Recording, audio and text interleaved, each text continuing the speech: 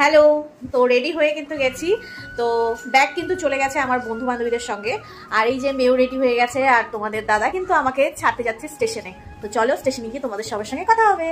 তড়িঘড়ি করে চলে আসলাম শিলিগুড়ি জংশনে, আর আমাদের সঙ্গে যারা যাবে তারা কিন্তু অনেকক্ষণ আগেই চলে এসেছিল, কেননা ওরা যদি আগে না আসতো তাহলে কিন্তু আমরা বসার জন্য একটাও সিট পেতাম না। ট্রেন কিন্তু ছাড়বে 8টায়, আর এখানে এসে জানতে পারলাম অনেকেই কিন্তু ভোর ভোর এসে সিট দখল করেছে। তো যাই হোক, ট্রেন ছাড়তে ছাড়তে কিন্তু এই দেখো আমাদের খাওয়া দাওয়া শুরু হয়ে গিয়েছে, আর ট্রেনে এতটা ভিড় যে পা রাখার পর্যন্ত জায়গা ছিল না, তাই কিন্তু কিছুজন উপরে উঠে গিয়েছে বসার জন্য।